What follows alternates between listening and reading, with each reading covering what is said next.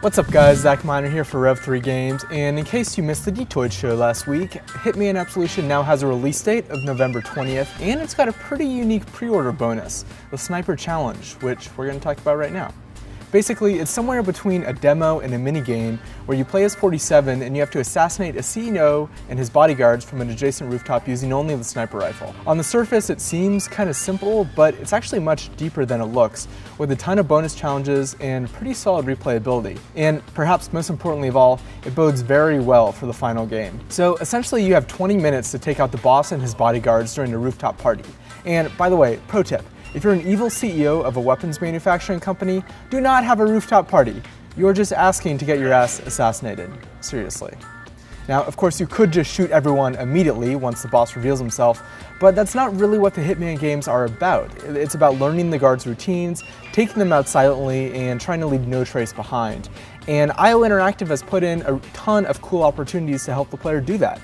Guards stand perilously close to rooftop ledges, they stare into koi ponds, and of course they walk under dangerous scaffolding. There's a ton of things that you won't notice the first couple times you play, like for example, shooting the elevator control panel opens the elevator door, allowing you to shoot a guard who then ragdolls down the shaft. Completing the primary objective is pretty easy, but mastering it is going to take a lot of work. You get bonus points for headshots, hiding bodies, killing moving targets, and avoiding alarms. And of course the Silent Assassin designation is the ultimate target, but it is damn hard to pull off. There are also a ton of bonus side challenges. For example, shooting the guard down the elevator shaft is one of them, and there's also little stuff hidden within the level. For example, try to shoot all the gnomes and rubber ducks you find, and you'll get a score multiplier. And don't forget to shoot those pigeons either. They are extremely satisfying to blow up. As far as the gameplay goes, controlling the sniper rifle is pretty simple, aside from the hair trigger. When you start to pull down on the right trigger, his aim kind of slows down, allowing you to pull off precise targets. Of course, you can't use it for too long, or the reticle will start bouncing around the screen. You can also enable instinct mode, which basically allows you to see the targets stand out from the rest of the civilians. It's something I didn't try to lean on too much, but it is pretty good if you get confused and you're trying to find that last bodyguard.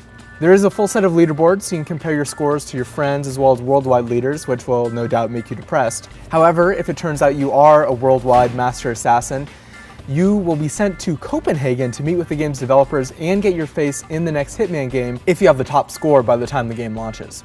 As I said earlier, it seemingly looks like a pretty limited Hitman experience, but there's a ton to do here. I've played through it several times already, and I still find myself going back, at least until I get that Silent Assassin challenge. And as Tara said on Friday's D-Toy show, it would really be great if publishers did more pre-order bonuses like this. You get to play part of the game well in advance of its release, and you get unlocks in the final game. It's the best of both worlds. And really, if every final game level is as detailed and intricate as this small little sampling, we are in for a treat. It's got that great addictive combo of easy to get into, very hard to master, that's worked well in some previous Hitman games, and it seems like IO has nailed it in this one.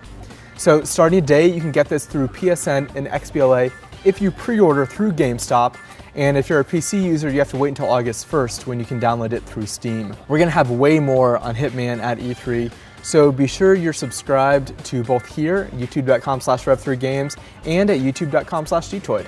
I'm Zach Miner, and I will see you next time.